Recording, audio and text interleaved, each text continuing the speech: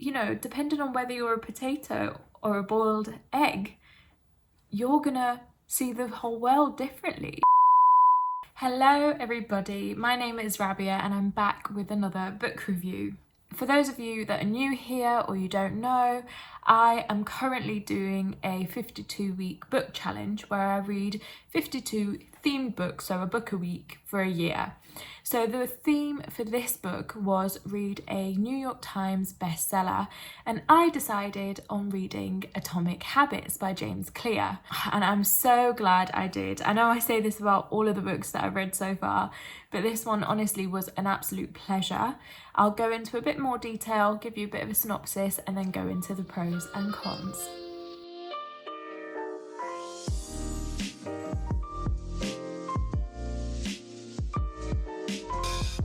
So, Atomic Habits is a book by James Clear. It's essentially a self-help book. It's literally about small changes that you can make to your habits to lead a better, improved life. He talks a lot about 1% changes in this book and about how atoms are so tiny. So the idea is to make tiny changes to form different habits. And the sort of tagline that he uses is tiny changes, remarkable results.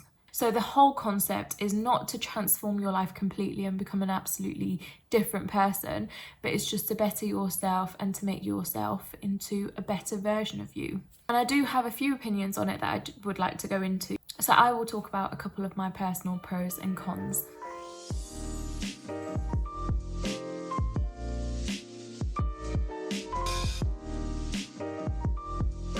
I think the opening of this book was very, very good. It hooked me in straight away, and that's because the opening was his personal story and why he's writing this book and what he's been through and the sort of struggles he's been through. I'm not going to give anything away. This is a spoiler-free review, although with self-help books there's not much that you can give away because you do have to sort of read them to be able to either relate to them or not.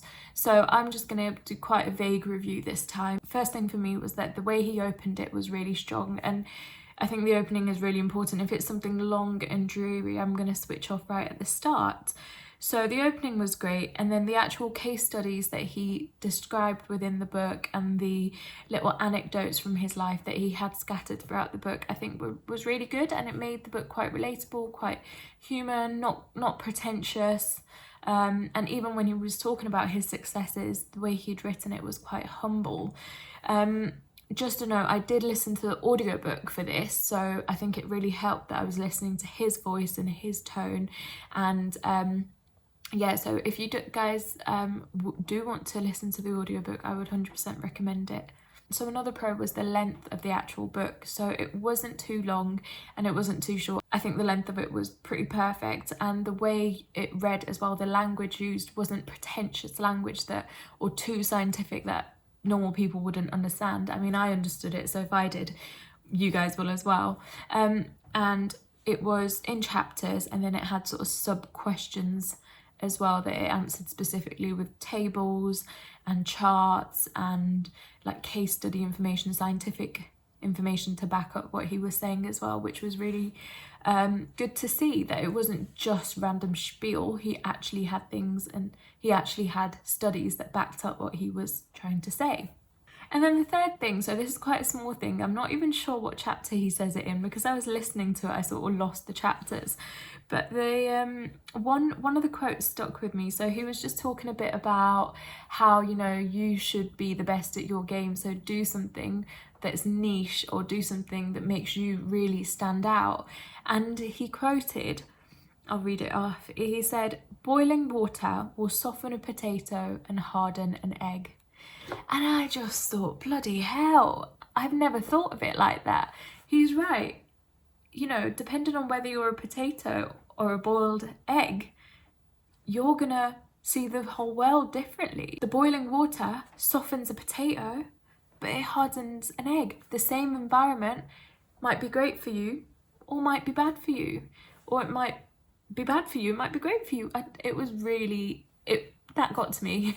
It was a really, really good quote. I'm not even sure if it's originally his or whether he quoted someone else, but that really resonated with me, and it is, you know, quite important to see that we're all eggs and potatoes and carrots and peas. We're not all just one thing. We're different and we'll react to environments differently. So they were the pros, but I will now go into the cons.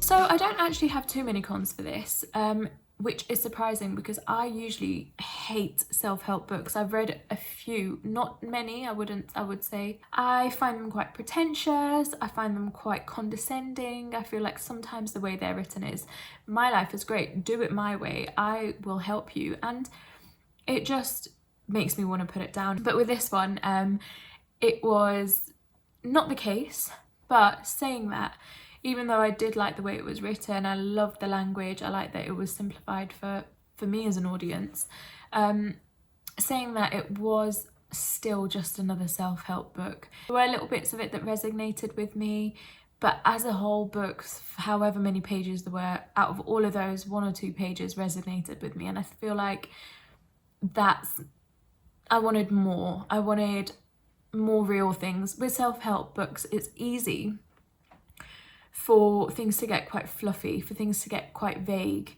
And with this one, I found, yes, there were specific case studies and specific experiments, etc.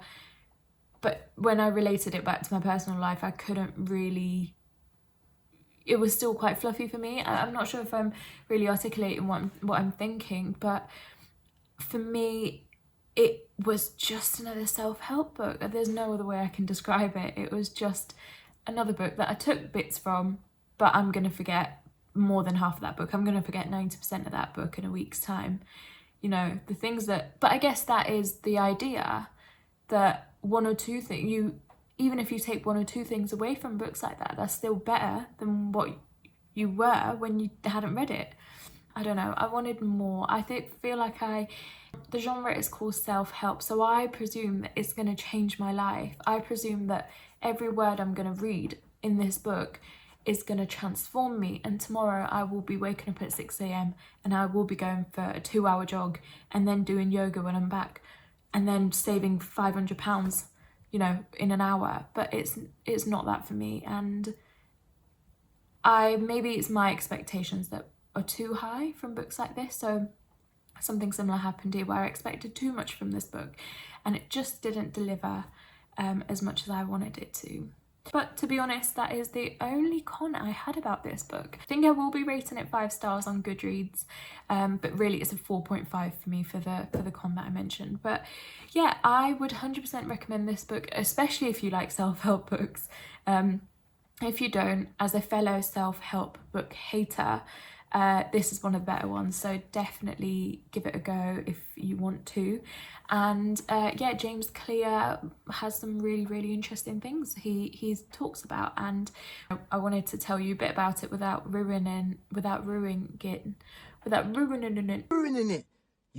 at my lips, you're ruining it. So that's all from me today on this book review. I will catch you guys next week. But until then, take care, stay safe, and I will see you later. Goodbye.